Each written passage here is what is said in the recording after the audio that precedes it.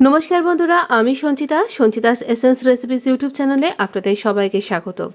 শেষ পাতে একটু চাটনি খেতে আমরা সবাই কিন্তু ভালোবাসি। শুধু শেষ পাতে না, আজকে যে চাটনিটা দেখাবো সেটা কিন্তু আপনি আপনার স্ন্যাক্সের সাথেও এনজয় করতে পারবেন। মানে আপনি একটু গরম গরম ফুলকপি সিঙ্গারা খাচ্ছেন কিংবা ভেজিটেবল চপ খাচ্ছেন, তার সাথেও কিন্তু এটা ভীষণ মজা লাগবে। খুব সুন্দর, খুব তাড়াতাড়ি হয়ে যায়, খুব ইজি, আর বিশেষ কোনো ইনগ্রেডিয়েন্টস লাগে না। খুব হেলদি একটা এই রকম চাটনি রেসিপি। চাটনি যেটা আমরা চাট করে খাই, একটা খাবার পরে একটা মুখে চাট করে আওয়াজ হবে, ভীষণ সুন্দর খেতে, কিন্তু অপূর্ব অপূর্ব সুন্দর। আমরা কিসের চাটনিটা করব? আমরা চাটনি করব এখানে আলু বুখারা। এত সুন্দর কালার, কোনো রকম কালার কিন্তু আমি এখানে দিইনি। আলু বুখারা থেকেই এত অপূর্ব একটা কালার আসে।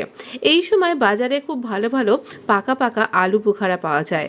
এই আলু বুখারাগুলোই আবার শুকনো করে আমরা ফল হিসাবে পাই, কিন্তু যেগুলো আমরা বিরিয়ানিতে বা অন্য সময়তেও চাটনিতে ব্যবহার করি। এই রকম পাকা পাকা লাল লাল দেখতে হয়, খানিকটা আপেলের মতন, খানিকটা টমেটোর মতন, এই রকম টাইপের দেখতে। তো এটা হচ্ছে আলু বুখারা। ফলের দোকানে পাওয়া যায় বিশেষ করে, এছাড়া সবজির দোকানে তো নিশ্চয়ই পাওয়া যায়। তো এখানে দুটো এরকমভাবে মাঝখান থেকে কাটলে পারে এর ভেতরে একটা বড় সিড পাওয়া যায়। এই ফ্রুটটাকে আপনি কিন্তু এরকম টুকরো করার পরে পেস্ট বানিয়ে নিয়েও কিন্তু বাকি প্রসেসিংটা করতে পারেন, যেমনটা আমি দেখাচ্ছি। এটা বেশ ভালো মজাদার।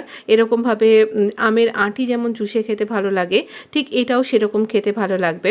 এর ভেতর থেকে শাঁসটা নিয়ে খেতেও পারেন, আবার এরকমভাবে বাদও দিয়ে দিতে পারেন।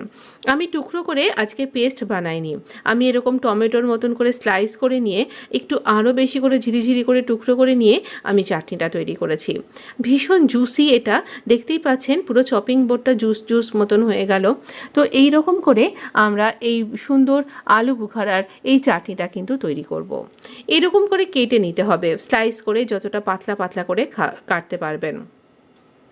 এর খোসাটা একটু হালকা মোটা টাইপের হয়, টমেটোর মতন অতটা পাতলা নয়। আমরা কিছু এখানে ফ্রাইং প্যানটা গরম করতে দিয়েছি, আর কিছু ড্রাই ফ্রুটস এখানে, মানে এখানে কাজু দিলাম, এই রকম আপনি একটু বেশিও দিতে পারেন। এখানে মেলন সিডসটা আমি একটু বেশি করে দিয়েছি, 2 চামচ মতন। এতে এই একটুখানি হালকা এটাকে নেড়ে ভেজে নিতে হবে। হালকা ড্রাই রোস্ট করলে এর একটা খুব সুন্দর নাটি ফ্লেভার আসবে, আর এটা যখন চাটনির সাথে মেশানো হবে এই ক্রাঞ্চি বাইটটা ভীষণ সুন্দর খেতে লাগবে কিন্তু। তাই জন্য এইখানে একটু নাটটা দেওয়া। তবে নাট যদি আপনি পছন্দ না করেন তাহলে আপনি স্কিপ করতে পারেন, তবে দিলে অপূর্ব লাগবে, এটুকুনি বললাম। একটা টমেটোর চাটনি আপনার সাথে এর আগে শেয়ার করেছিলাম, তাতেও আমি এভাবে নাটকে ভেজে দিয়েছিলাম, খেতে সত্যি ভীষণ ভালো হয়েছিল। তো এই রকমভাবে আপনি এই চাটনিটা যদি তৈরি করে রেখে দেন, অনেক দিন পর্যন্ত কিন্তু এটা খাওয়া যাবে। আমরা নাটগুলোকে সরিয়ে রাখলাম, এবারে আমরা দিয়ে দেবো এই আলু বুখারাটা। কোনো রকম তেল দিইনি তো, দেখতেই পেলেন। তো আলু বুখারাগুলো দিয়ে দেওয়ার পর এর থেকে যাতে ভালোভাবে জুসটা বেরিয়ে আসে, তার জন্য কিন্তু পরিমাণ মতন, এখানে একদম ধিমে আঁচে করব, আমরা এখানে দিয়ে দিচ্ছি নুন। তো এখানে পরিমাণ মতন নুন দিলাম, আর সামান্য একটুখানি আমরা হলুদ দেব। হলুদ দিলে রঙটা খুব ভালো আসবে, আর হলুদের গুণাগুণটাও চাটনির মধ্যে চলে যাবে। নুন হলুদ দিয়ে আমরা একটু নাড়াচাড়া করে এটাকে ঢেকে রেখে দিন। একদম স্লো আঁচে কিন্তু কুক হবে, আপনার একদম কম আঁচের বার্নারটায় এটা তৈরি করুন। আমরা একটু চাপা দিয়ে রেখে দিয়েছি, আর দেখুন এটার থেকে প্রচুর জুস বেরোতে থাকছে, আর এটা বেশ সফট আর নরম হয়ে গেল, একদম নরম হয়ে যাবে এটা। আমি খুন্তির সাহায্যে এই স্প্যাচুলা দিয়ে আবারও একটুখানি স্ম্যাশ করে দিচ্ছি। আমার এই ক্রাঞ্চি ব্যাপারটা দরকার, আবার এর মধ্যে একটু চিনি দিয়ে দিলাম।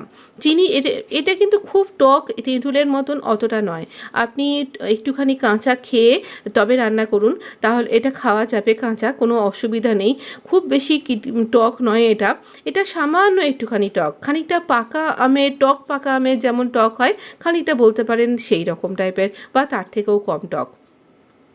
এর সাথে যদি মনে হয় আলু বুখারাগুলো বেশি মিষ্টি হয়ে গেল, আপনার একটু টক পছন্দ, তাহলে সামান্য একটু আমচুর পাউডার কিন্তু মিশিয়ে নিতে পারেন, ভালো লাগবে খেতে। তো এরকমভাবে চিনিটা যেই দিয়ে দিলাম না, চিনিটা গলে গিয়ে আরও বেশি এটা জুসি হয়ে যেতে থাকলো। এখানে একটু আমি জল দিইনি, আর আপনিও জল দেবেন না।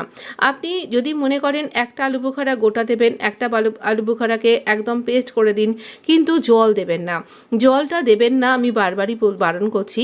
জল না দিলে একটা একটা অন্য রকমের টেক্সচার তৈরি হবে, জল দিলে কিন্তু সেটা হবে না। একটা এর নিজস্ব জুস থেকে যে জুসটা বেরিয়ে আসবে সেটা একটা অপূর্ব স্বাদের। আমি একটু কিশমিশও দিয়ে দিলাম। সব কিছুর সাথে একটা ফ্লেভার অ্যাড হয়ে যাবে। কিশমিশগুলো এই এর রঙে আলু বোখারার লাল রঙের সাথে একদম লাল লাল হয়ে যাবে, আলাদা করে বোঝাই যাবে না কোনটা আলু বোখারা কোনটা আমি কিশমিশ দিলাম। তো ভীষণ টেস্টি এটা একটা। আর তৈরি করে রেখে দিলে আপনি ফ্রিজে তো মোটামুটি 15-20 দিন চলেই যাবে। বাইরে ঠান্ডার দিনে যদি রাখছেন তাহলে 1 সপ্তাহ অনায়াসে চলে যাবে। তবে মুগ আটা কোনো পাত্রে রাখবেন, সেখানে যেন কোনো জল লেগে না থাকে। এবারে একটুখানি ড্রাই ফ্রুটস আমি ওপর থেকে দিয়ে মিশিয়ে নিলাম।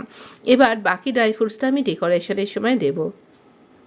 এবার এটা আমি অফ করে দিলাম, ঠান্ডা করে আপনার সাথে সার্ভ করছি। একটা কাঁচের পাত্রে আমি এটাকে সার্ভ করছি। আর এটা আরও বেশি ঠান্ডা হয়ে যাবার পরে এর থেকে যেন আরও বেশি জুসগুলো বেরিয়ে এসছে। ভীষণ সুন্দর এই চাটনিটা। আমি বলবো যদি আপনি বাজারে বা ফলের দোকানে এই আলু বোখারা দেখতে পাচ্ছেন এই সিজনে, অবশ্যই দেরি না করে কিনে নিন।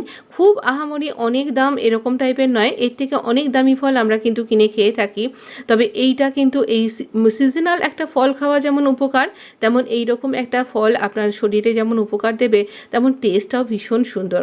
খাবার পরে এরকম চাটনি কিন্তু আমরা খেয়েই থাকি, আর একটু অন্য রকমের চাটনি খেতে মন্দ কি। এই আলু বোখারা চাটনিটা আমি যে বললাম, আপনি হয়তো বাড়িতে একটু আলু পকোড়া কিংবা ধনেপাতার পকোড়া বানাচ্ছেন, তাহলেও কিন্তু এটা সুন্দর খেতে লাগবে। আর অবশ্যই ভালো লাগলে লাইক শেয়ার সাবস্ক্রাইব করে পাশে থাকবেন, কমেন্ট করতে ভুলবেন না কেমন লাগবে।